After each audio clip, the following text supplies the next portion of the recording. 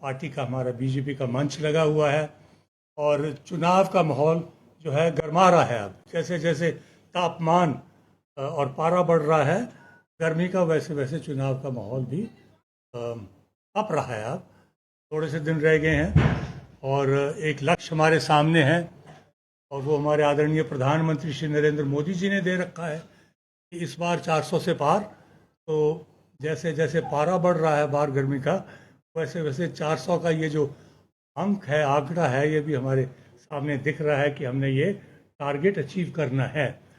तो पार्टी जुटी हुई है इसी कार्य में और मैं समझता हूँ कि हासिल भी कर लेंगे। जिस जोश से लोग लगे हुए हैं मैं समझता हूँ हासिल कर लेंगे। आप परमार साहब मेरे से बेहतर जानते हैं क्योंकि इस वक्त प्रभारी है हमारे चंबा कांगड़ा लोकसभा चुनाव क्षेत्र के और जगह जगह जा रहे हैं, रैलीज हो रही हैं और मैं समझता हूँ कि आने वाले समय में हमारे प्रधानमंत्री, गृह मंत्री इत्यादि JP नड्डा साहब आएंगे। शुरू में मैं आपसे एक बात करना चाह रहा हूँ और वो जब से मैंने प्रवेश किया भारतीय जनता पार्टी में, तो बड़ी कृपा रही, JP नड्डा साहब जी ने खुद आमंत्रित किया था। तो वो विधानसभा के चुनाव से पहले की बात है और इस मंशा में पार्टी में आया था क्योंकि कई बरसों के बाद इस देश को श्री नरेंद्र मोदी जैसा एक नेता, एक नेतृत्व प्रदान हुआ और प्रभावित होके मैंने भी पार्टी में प्रवेश किया कि ऐसा जैसा नेता हो तो क्यों ना उसके साथ हम चलें। तो अब एक मलाल सा दिल में रह गया उस चुनाव के बाद कि देखिए, जिस प्रधानमंत्री ने अपने मुंह से एक बार में कई बार बातचीत में कहा, रैलीज में कहा कि मेरी जन्मभूमि जो है वो गुजरात है और मेरी कर्म भूमि जो है वो हमारी हिमाचल प्रदेश है। इतनी बड़ी बात कह गए कि कर्म भूमि हिमाचल प्रदेश। दूसरी बात कि एक दुनिया में, देश विदेश में सबसे बड़ा विशाल राजनीतिक दल भारतीय जनता पार्टी, जिसका अध्यक्ष जो है वो एक हिमाचल का धरती पुत्र श्री JP नड्डा जी, पूरे राष्ट्र के अध्यक्ष, बीजेपी के अध्यक्ष हों, उस चीज का बात भी हमने ध्यान न करते हुए ये राज्य जो था जिनको सब कुछ मिल रहा था केंद्र से, ये हमने उनके हाथ दे दिया, कांग्रेस के हाथ दे दिया, जिसका नेतृत्व इस वक्त ऐसे शख्स के हाथ में है जिसकी ना तो इतनी बुद्धिमता है, ना उसको कोई तजर्बा है, अनुभव है कि सरकारें कैसे चलती है।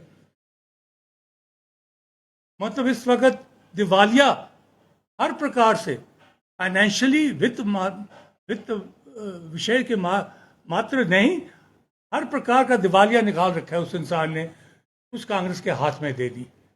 हमें बड़ा खेद है इस चीज़ का और मैं समझता हूं कि दुर्भाग्य है हमारा। पर चलो, इस बार फिर लोकसभा का चुनाव आ गया, हमें मौका मिल गया है। जो कहीं हमारे से चूक हो गई, भूल हो गई हिमाचल की जनता से, वो अब हम ऐसी वो भूल अब नहीं करेंगे और केंद्र में मजबूत सरकार हमने बनानी है और श्री प्रधानमंत्री नरेंद्र मोदी जी को तीसरी बार फिर से प्रधानमंत्री बनाना है। और मैं समझता हूं कि हमारा जो कल्याण है हिमाचल प्रदेश का, उन्हीं के हाथों से होगा। नहीं तो ये झोली लेके फिरते रहेंगे सुक्खू जी महाराज और कहते रहेंगे कि हमें विशेष पैकेट दीजिएगा वित्त का, कुछ नहीं मिलने वाला है। इन्होंने जो कुछ इनके पास था उसका भी इन्होंने बेड़ा गर्क कर दिया है। इस वक्त आपको यकीन नहीं होगा कि 86,000 करोड़ से ज्यादा इस वक्त हमारा डेट जो है, कर्ज हो गया है और जो नेट उसकी सर्विसिंग जो है, उस लोन की जो हमने लोन ले रखा है, इस वक्त तक हमने कोई 14,000 15,000 करोड़ 1.5 साल में ले रखा है सुक्खू सरकार ने। उसकी सर्विसिंग जो CAG की रिपोर्ट के मुताबिक end of this financial year 2024-25 में 8,000 करोड़ हर साल हो जाएगी, 8,000 करोड़। तो क्या भविष्य है हमारा? जिस सरकार ने गारंटी की थी कि हम 5 लाख बेरोजगारों को हम रोजगार देंगे, आज पूछिए उनसे कि कहां से आपने रोजगार दिया?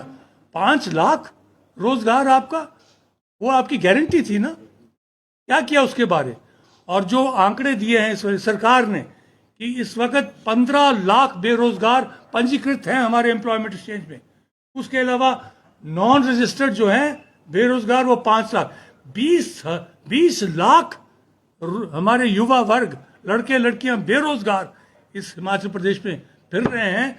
तो फिर वो नशेड़ी क्यों ना हो, ड्रग्स का यहाँ जो इस वक्त दौर चला है क्यों ना चले, क्योंकि आपने उनके लिए दरवाजे सारे बंद कर रखे हैं।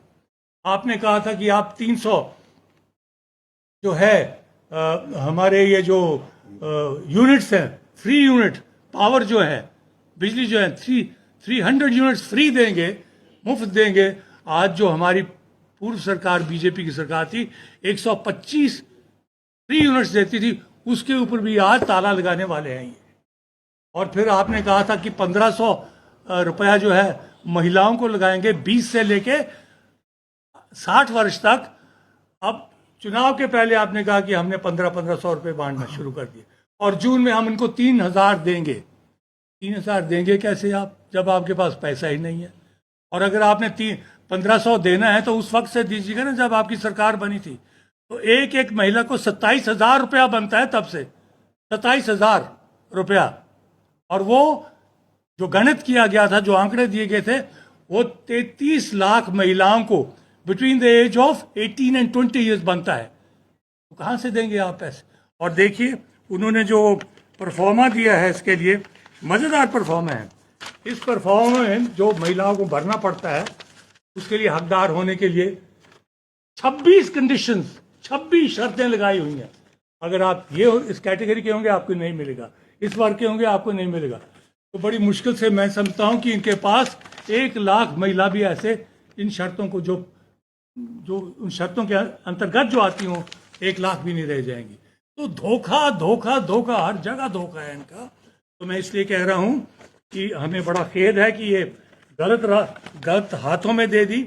आनंद शर्मा जो सिर्फ शिमला में उसका एक मकान है, नहीं तो सारा जीवन उसका जो है मेरे ख्याल में 45-50 वर्ष जो है दिल्ली में गुजर गया।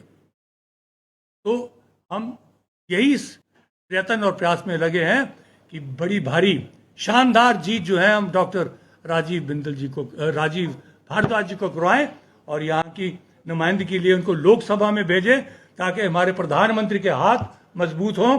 हिमाचल का नाम जो है उस हिमाचल की और कांगड़ा चंबा की आवाज को बुलंद करें। वहाँ हमें ये यकीन है, बड़े नरम मिजाज के हैं, पढ़े लिखे हैं, डॉक्टर हैं और मिलनसार हैं, मधुर उनकी वो जो है बोल और जुबान है।